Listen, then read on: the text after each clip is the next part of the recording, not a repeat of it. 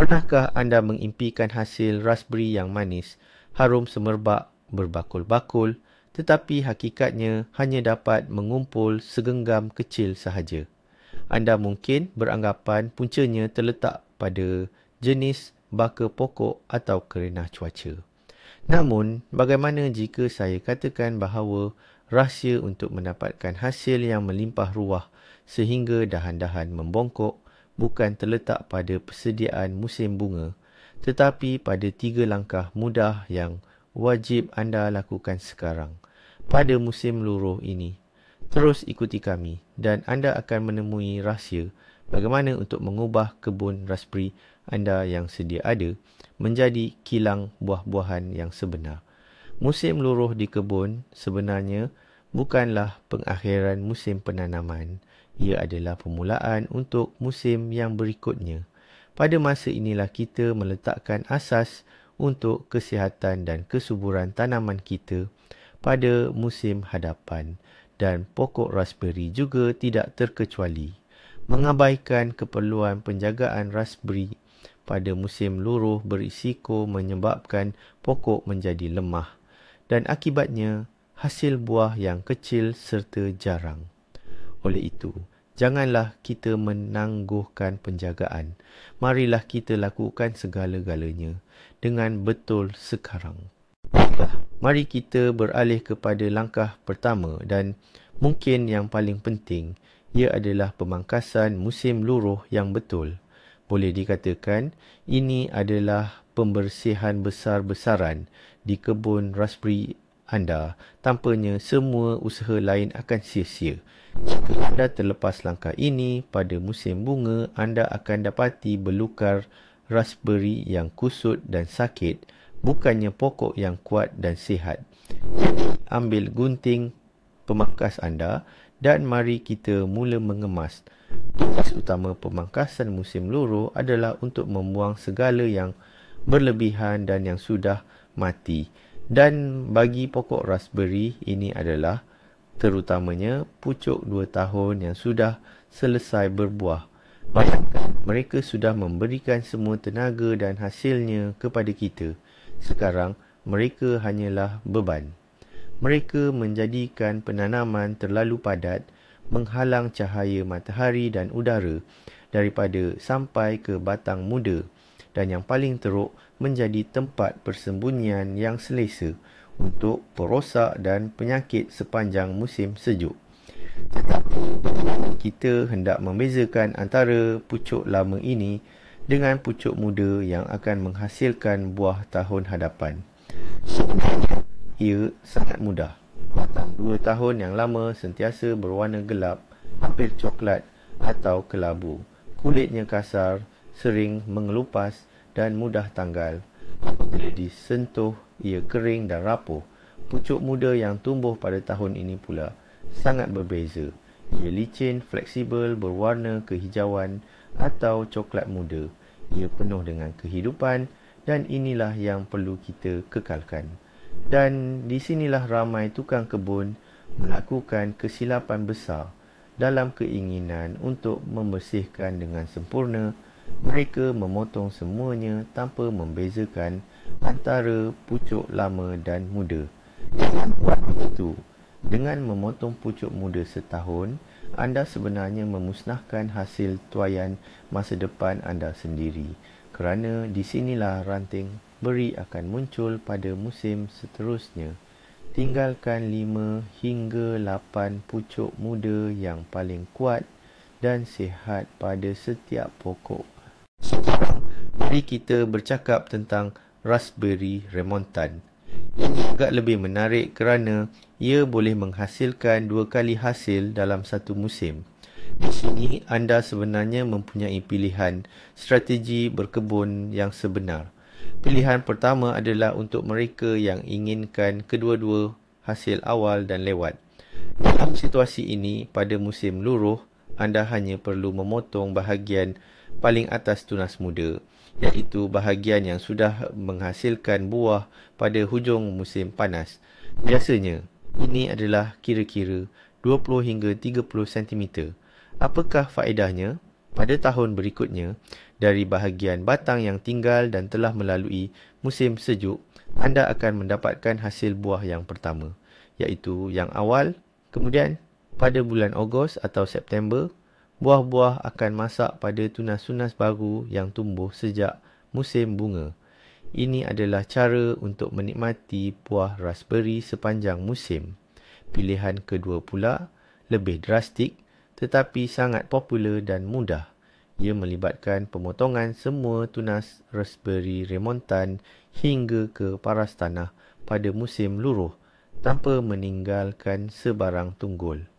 Ya, petak tanaman mungkin kelihatan kosong, tetapi jangan risau. Kaedah ini mempunyai kelebihan yang besar. Anda akan menyingkirkan sepenuhnya semua penyakit dan perosak yang terkumpul sepanjang musim yang mungkin akan kekal sepanjang musim sejuk. Dan pada tahun berikutnya, pokok tidak akan membazirkan tenaga pada batang-batang lama dan akan menyalurkan semua tenaga untuk membentuk tunas-tunas baru yang kuat. Akhirnya, anda akan mendapat satu kali hasil, tetapi sangat banyak dan berkualiti tinggi pada akhir musim panas. Dan pada masa yang sama, penjagaan pokok raspberry menjadi jauh lebih mudah berkali ganda. Baiklah, kita dah selesai bab pemangkasan. Pokok-pokok raspberry kita dah bebas daripada semua yang lama dan tak perlu. Ibaratnya mereka dah bernafas lega.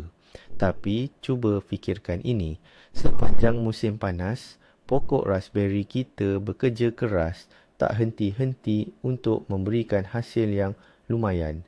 Ia dah guna banyak tenaga dan nutrien. Sekarang, sebelum musim sejuk yang panjang dan dingin tiba, ia sangat-sangat perlukan sokongan kita. Oleh itu, langkah kedua yang wajib kita buat ialah pembajaan musim luruh yang betul. Ini bukan sekadar makanan, ini lebih kepada kompleks vitamin untuk memastikan pokok hidup subur sepanjang musim sejuk dan memulakan pertumbuhan yang kuat pada musim bunga. Dan di sini, saya perlu ingatkan anda tentang satu kesilapan paling besar dan paling merosakkan. Jangan sesekali, dengar sini, jangan sesekali gunakan baja nitrogen pada musim luruh. Saya maksudkan baja seperti tahi, lembu segar, tahi ayam, urea atau amonium nitrat. Nitrogen adalah perangsang pertumbuhan daun hijau. Jika anda membajanya sekarang, pokok raspberry akan menyalah sangka bahawa musim bunga sudah tiba kembali dan ia akan cepat-cepat mengeluarkan pucuk dan daun baru. Pucuk muda ini takkan sempat matang dan bersedia untuk kesejukan. Pembekuan pertama yang teruk akan memusnahkannya dan seluruh pokok akan memasuki musim sejuk dalam keadaan lemah dan terdedah kepada bahaya. Pada musim luruh, pokok raspberry mempunyai keperluan yang berbeza. Sama sekali, ia memerlukan dua elemen utama, fosforus dan kalium. Kalium membantu pucuk matang dengan baik, menjadi keras dan berkayu, serta meningkatkan daya tahan beku mereka dengan ketara. Manakala fosforus pula bertanggungjawab untuk pembangunan dan pengukuhan sistem akar yang akan membekalkan nutrien kepada pokok sepanjang musim sejuk. Selain itu, pada musim luruhlah tunas bunga mula terbentuk. Ini adalah asas kepada hasil tuaian tahun hadapan. Apa baja yang sesuai dan bagaimana cara mengaplikasikannya? Pilihan yang paling mudah dan berkesan adalah baja mineral. Anda memerlukan superfosfat dan kalium sulfat. Jangan bimbang dengan namanya. Ia mudah didapati di mana-mana kedai taman.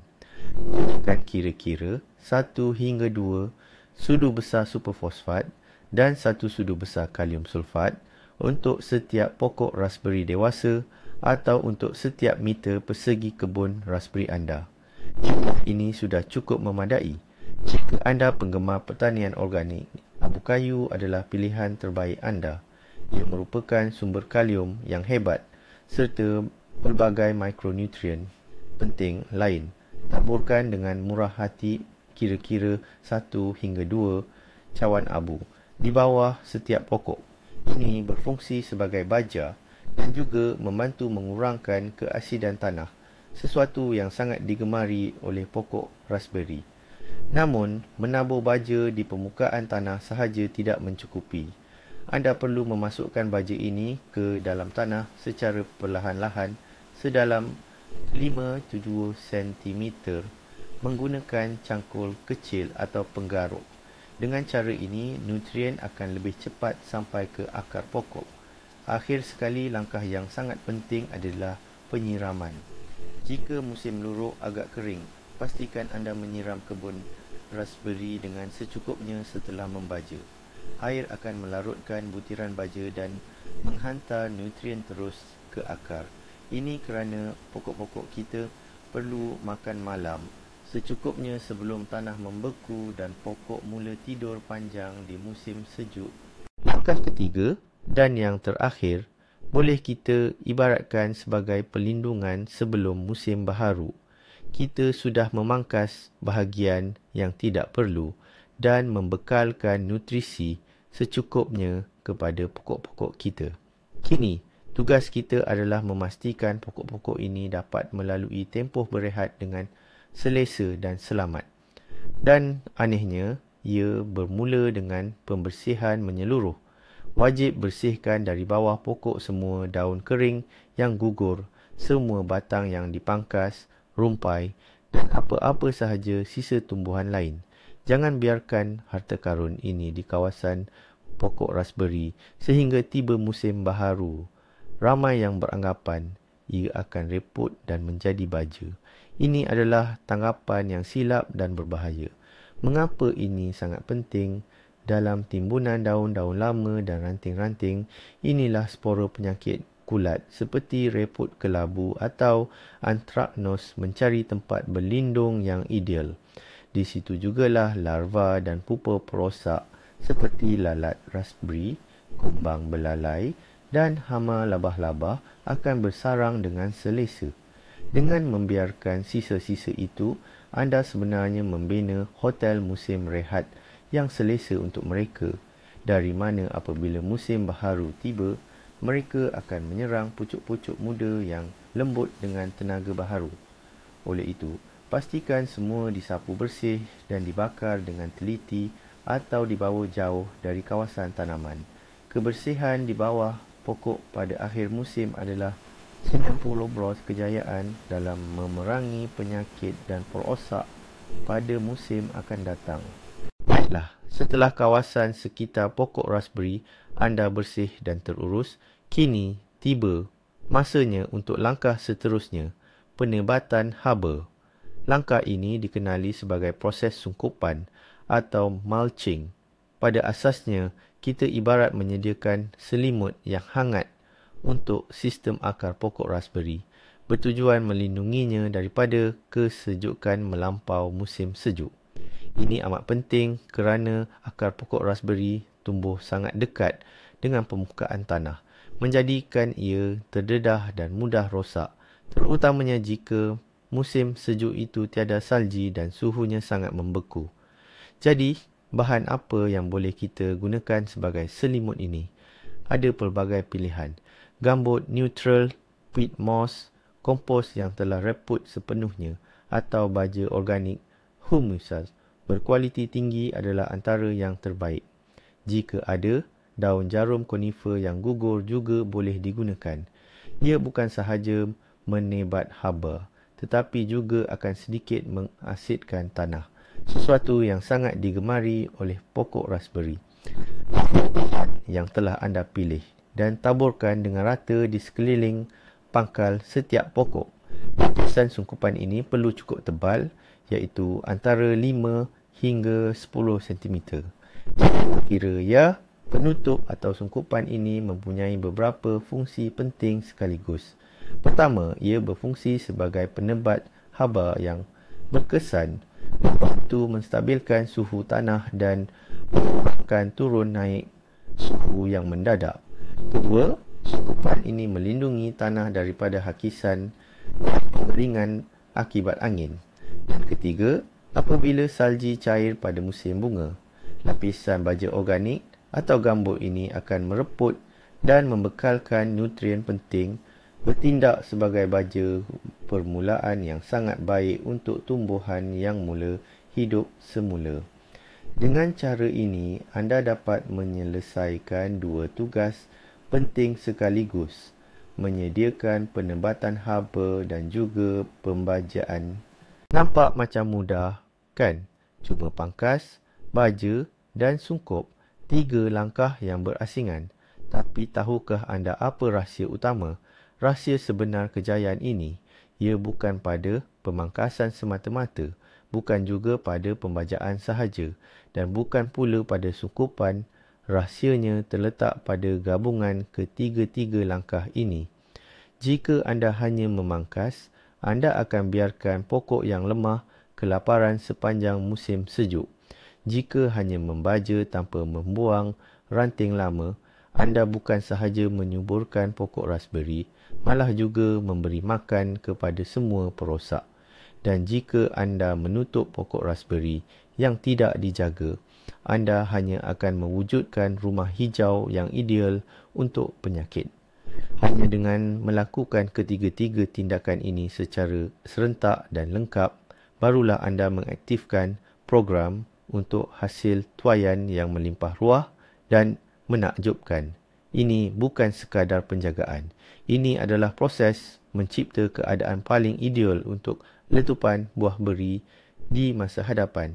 Inilah titik perubahan yang membezakan hasil tuaian biasa-biasa dengan berbakul-bakul buah beri, sehingga tiada ruang kosong lagi.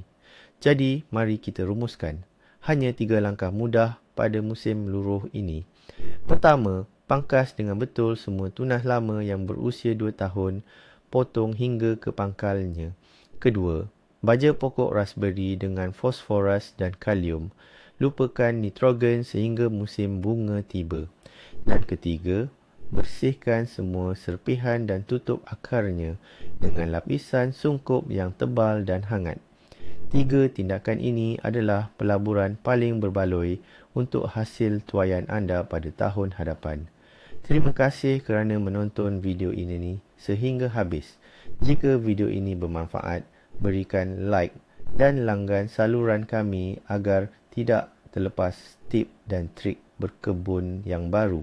Apakah rahsia penjagaan raspberry pada musim luruh yang anda amalkan? Atau mungkin anda pernah menghadapi masalah yang tidak kami sebutkan? Kongsikan di ruangan komen. Mari kita bertukar pengalaman.